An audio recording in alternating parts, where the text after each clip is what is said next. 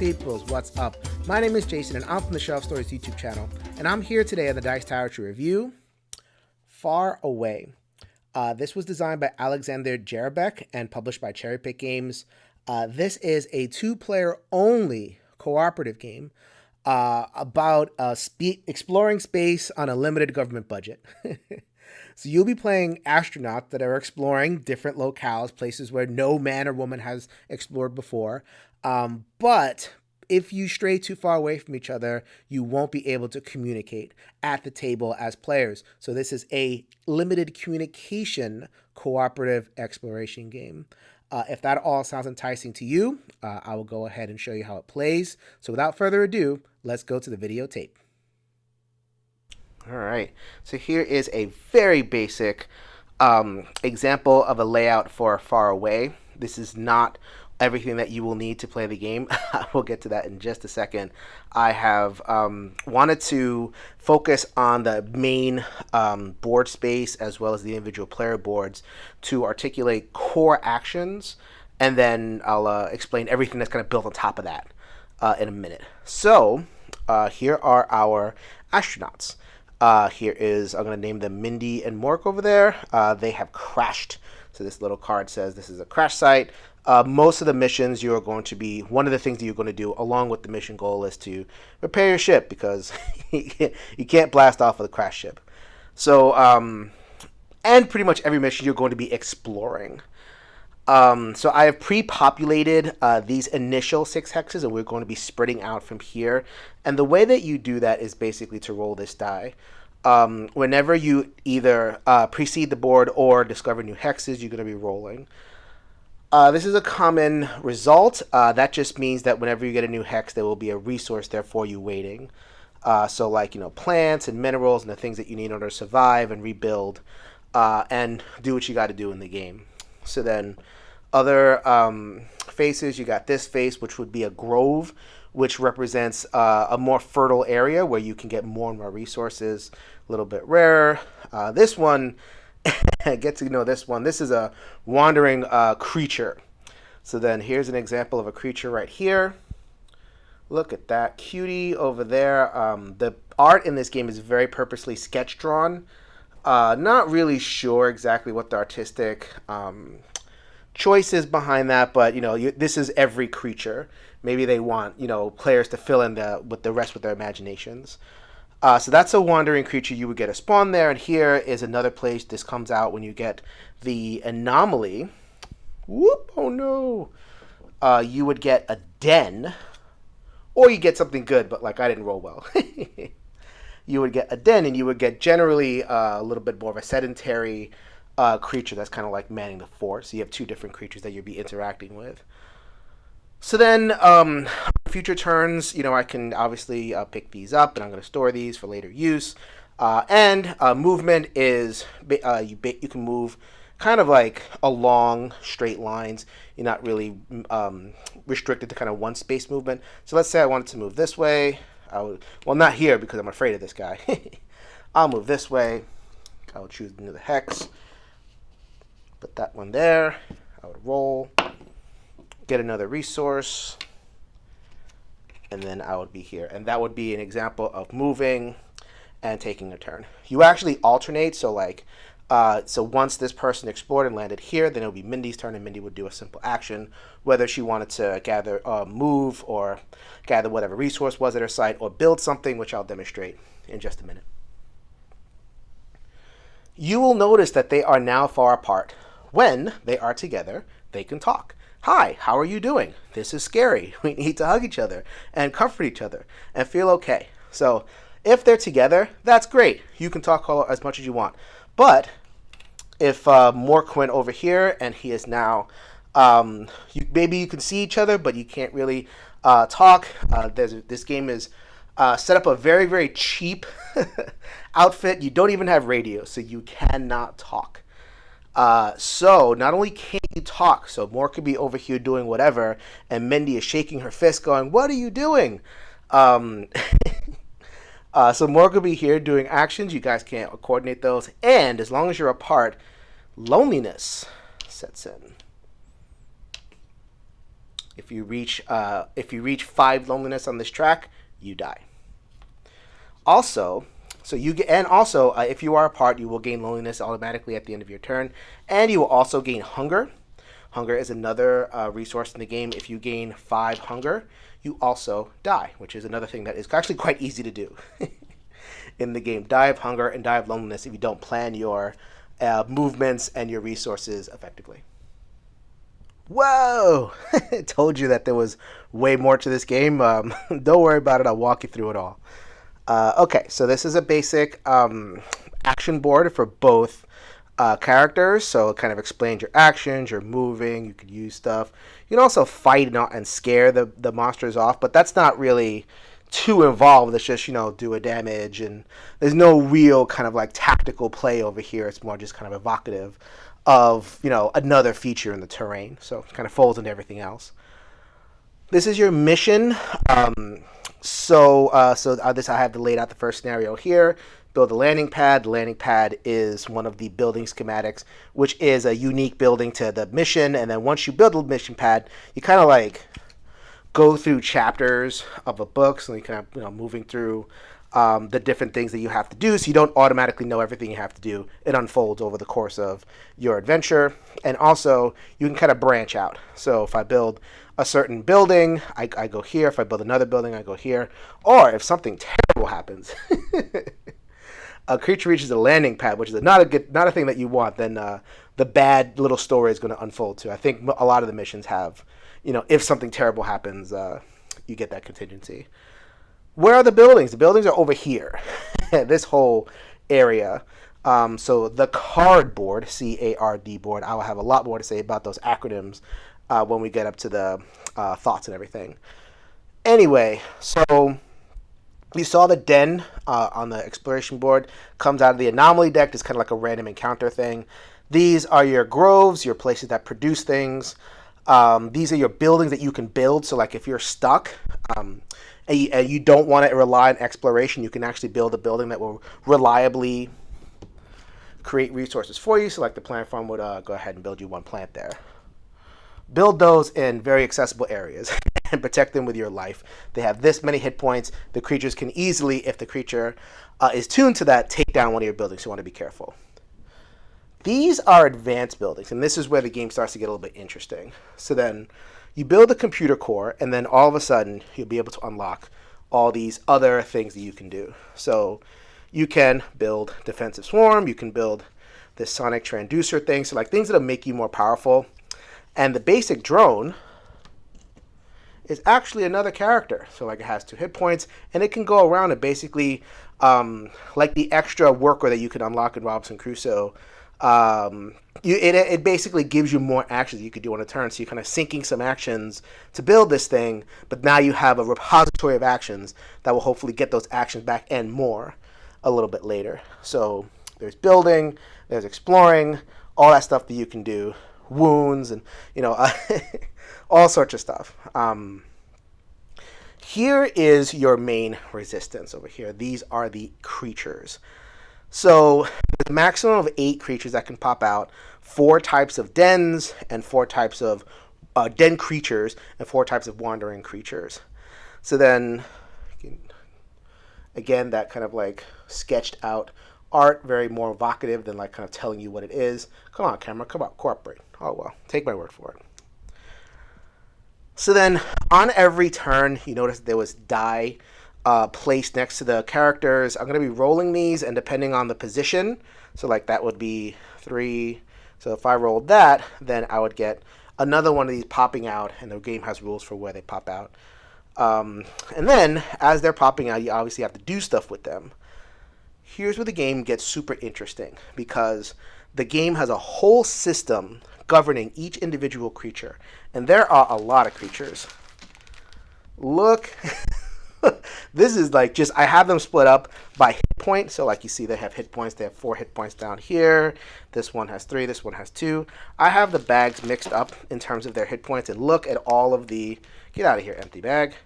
So I have 3s and 2s, and there are a whole lot of creatures, some 1s, so many different creatures, and they all have different behaviors. The behavior are articulated in this bottom row over here. So then this is what they eat. This is what their range of threat is. So if you're close to them, it will kind of respond. This is how large a pack they are. So like if they spawn separately, they might gravitate together. They might kind of fly apart. This X, this is creature behavior. And look at all these directions that govern creature behavior. I'll have a lot more to say about that. But so like where its habitat is, what its behavior is. So the X is defensive, so it wouldn't necessarily attack you, only if you're kind of like in its zone. You can get aggressive creatures, you can get opportunistic creatures, and when you operate them, it gives you basic directions on what to do. However, you need to make the choices. Like if an aggressive teacher has two things in front of it, either another creature or one of the player characters, you choose. You roleplay depending on what's going on in the scenario. And they do call it roleplay. You roleplay the creatures. So some interesting scenarios can develop as this thing gets filled with more and more creatures, and more creatures kind of seed the board. And they'll come out of these two decks. All right, the last component I'm going to show you is the missions. You get 8 total missions, or 9 missions if you include a tutorial. Each mission is about a page long, tells you what you need to do, how you set up, and all that kind of thing. And then towards the end, you get a chart that tracks your progress, so you'll be able to carry certain things forward. Certain things are unlocked. You might have something pre-built, things of that nature.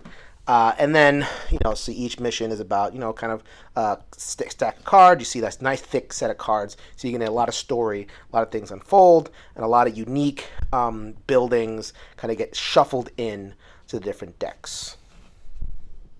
All right, so that was Far Away, and I'm going to break that down as I usually do in terms of the inner experience of the game, what happens in your mind as you're playing, both on a strategic end and a thematic end.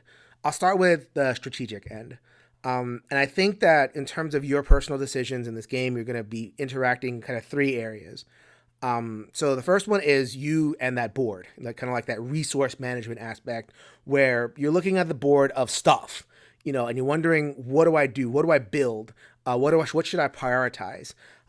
Should I just kind of like move towards the mission stuff, because the mission always, no matter what it is, going to ask me to build something or like kind of create something on the board. Or do I want to spend resources to kind of build those advanced buildings, build drones, build capacity. I didn't mention this during the walkthrough, but you can actually domesticate the animals and get them on your side, some of them. So you can build equipment that lets you do that. So do I kind of set myself up for later success? Do I have the resources at hand to set myself up for that? So that's like good, interesting, grist for the mill, like kind of basic exploration stuff, but I think it kind of does it, stands with other exploration games that give you those choices, like a Robinson Crusoe, which is somewhere in my in my shelf over here. Second area is you versus the monsters. This is not an aggressive game. I didn't spend a lot of time talking about combat because the game doesn't really want you to get into combat. You're so fragile. You only have the 4 hunger and the 4 loneliness, so to speak.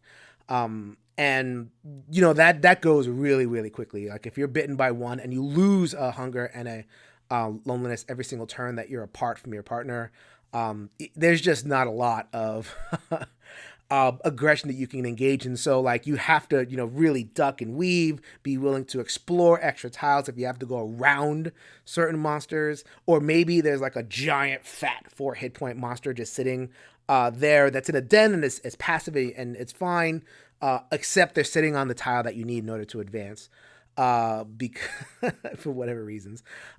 So those layers of decision, how you interact with those monsters, how you stay alive, with the fact that you don't have a lot of, firepower going for you, that creates like its own little like interesting decision space. I like when games put you, I like when games don't make you powerful. I like when you don't have bristling guns and like swords and all that kind of thing. I like when you have to kind of duck and weave and be smart. And this game does a decent job of that.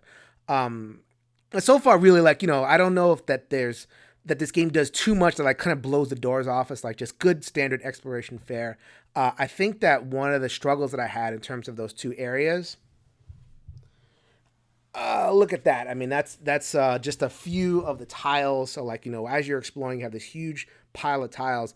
And one thing that happens, and I found that happen a couple of the scenarios for me, the pile is so big that you might the tiles that you need. Let's say you need like a mineral vein, but they might be a little bit buried down there, so you're just kind of like exploring for no reason. In a couple of scenarios, and it lengthens the game in a way that it doesn't need to be. So I think of like a Robinson Crusoe where they select the tiles. It's like a very thin and it's like everything that you need is kind of like just in those like 10, 11 tiles. Here it's like, I don't know, 30, 40. May have been a little bit of a misstep there that I fixed with a variant, but don't want to be fixing things with variants, right? Variant being I just kind of like took out a lot of the extraneous stuff. Also, there are different missions, but they get a little bit repetitive after a little while. At least the actions get repetitive. This game trades very much in the thematics, which is why I'm kind of talking about that second. If you're looking for just strategic experience across the missions, you're kind of doing the same things. Move your little guy, get the cube, use the cube to build this thing. Cube build. A lot of the, a very, very, I shouldn't say very, but, it may grind a little bit if you kind of like go through all the missions. Okay, so that was, kind of like core exploration part, but that's not all this game offers. It also offers that limited communication piece, which is that third area, how you interact with your partner.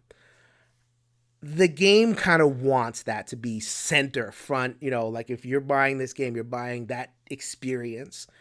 So is that good? I will say that I kind of had a little bit of a mixed experience with that. On the positive end, one of the great things about a limited communication game, like a Hanabi, I think that's actually the one that comes to it, but there's also like a quirky circuits in the game and stuff. You're trying to communicate, you're trying to get on that same wavelength. And let's say you kind of like are apart, and then you have that moment where you get back together, and you have to get back together to solve your loneliness. You have that moment of like, what were you doing? I can't believe you. How could you have explored that extra tile? I was like trying to send you brainwaves not to do that. And so that happens pretty frequently, especially early if you're still kind of like getting on the same page. And that's exactly what the fun of a limited communication game. And it's fun to have those like happen multiple times over the course of a game or a campaign or something, because you gotta get it together, splitting apart, get it together, splitting apart. Eventually you do get on the same page and, or a similar page, and you're kind of like doing expected stuff. And that becomes, that's a rewarding thing. I feel is a little bit earned. However, I think it is a little bit, it's easy to get on the same page. It's not like a Hanabi where it's like the whole game is limited communication and there's a lot of that goes into kind of getting on the same page. Here it's like, we generally know what we want to do, and you can kind of strategize, generally like we're going to go for, you're going to explore, I'm going to go here. At that point, it just becomes a cooperative game. A cooperative game that bans alpha player. Like basically that's what I took from it. It does give you that experience a couple of times, but for the most part, it's like, okay, it's just a mechanism to ban alpha player, and it's an exploration game. In fact, I think you could play this game completely without limited communication at all and ramp up other difficulty, and you have a cooperative game, an exploration game, in the mode of Robinson Crusoe. So I guess with the expectation that this would like it kind of like that's front and center, that limited communication. Is that enough? Is it weaved in enough to the experience? I guess your mileage may vary. Some people don't want that. Some people just want to be able to talk through their experiences or not have that fraughtness or whatever. So, I'm just going to like laying it out there. I didn't think it was so front and center, but it's there and it does create some interesting moments. All right, so let's talk about the theme of the game. So, solid exploration game, I guess stands with a lot of the ones that you may have played already. But this game is going to trade on its theme. It really is, I believe.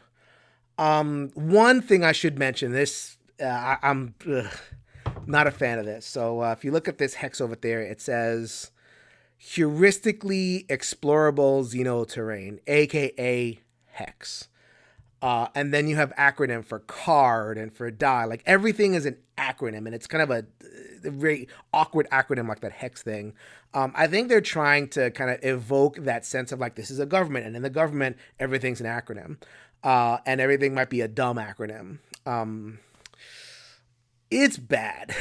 It's just not good humor at all. I feel like they were like inside jokes of the design team and development team, and they just kind of like, okay, let's I'm laughing, so maybe other people will laugh too. I'm normally not like mean, but I really feel like when I played this with my partner for the game, they looked at it and they audibly groaned. Like, this is not good humor. What are you doing to me, Jason? Are you sure this is a good game? Like, it's that cringy that people question whether it was a good game. So I'm just going to flag that and say, not a great thing to have that there if you're trying to create the atmosphere of a government, expedition. Anyway, I just wanted to kind of put that out there. Where the theme really arises, though, in terms of the actual gameplay, is the monsters. The world, right? It's a living world. It wants to put you in a living world. It wants to, and the living part of the world is how the creatures interact. And it wants you to role play the creatures on the creature's turn. So you go through your thing, and I mentioned about the limited communication and the talking and all that stuff. That stuff's good. But then you have this whole other headspace you have to enter. You have to role play each monster. You have general rules. You have it's aggressive, they're defensive.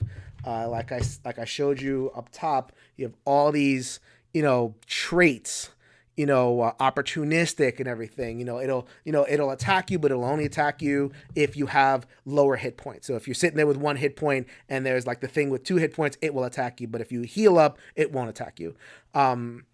You have to make those decisions for the creatures because they don't automatically. There's no like flow chart here. It's that just do whatever makes sense. That will make or break your experience. I'm just gonna tell you that right out. I played with someone who was like on the Euro end, and they were just like, ooh, not clean. Like, why do I have to think for them? I want to be in my character. And I'm sitting there. I used to be a dungeon master, and I used to control creatures all the time, and Dungeons and Dragons and different role playing games. And I'm a thematic gamer in general. I loved it. I loved it. It was amazing. I can't believe a game did this. Now I have to pause everything that I'm doing and I have to act as a monster. What would this big old polar bear looking thing do? What would this looking gazelle thing do? Could I make the polar bear fight the gazelle? So like you can do that as part of your strategy. Like, okay, I'm going to scare the monster, throw them over there, and because I know they're aggressive, and I'm going to make the polar bear fight the gazelle over there. And it's like this living world. That's what it creates. I mean, it's a pain in the butt to kind of implement, but once you get in that headspace of like, what would this creature do? Wow. It just opened up the whole game for me, and it was really, really fun. I really have to articulate that because I think it actually says that in the rule book. That part of the game makes or breaks your experience. If you don't want to do that, avoid this game at all costs. This game is just it will not be for you if you want like that clean. Like I keep on mentioning Robinson Crusoe because it's another exploration game. Games like Zaya or like other exploration games kind of automate all that stuff. Follow a flowchart, do the thing. Not here. No flowcharts. Just general behaviors. Figure it out. If you don't like that, avoid this. If you do like it, wow. That really, more than the limited communication, more than the actual selling point, the face of its selling point, that sold the game for me.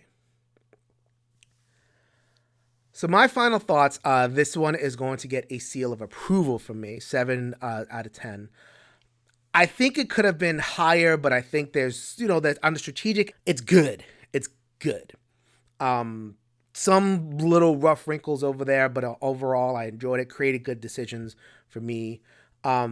The thematically, it's like one of those things where it's like it could either be like a 9 or a 2, where if you enjoy operating those monsters, it's really, really fun because they give you a lot to play with. And if you don't enjoy it, then not good. Thematic gamer over here. I enjoyed it. So this one is going to stay in my collection for a little while. Maybe even a long while if I get a partner to go through the missions again. And I did go through every mission, and I'd be willing to do it again. And I guess that's the at the end of the day, that's the best recommendation that I can give, can it? The fact that I would actually play through a whole 9 missions of this again. So that was Far Away. My name is Jason, reminding you that if you can change your mind, you can change the world. So until the next review, later, everybody.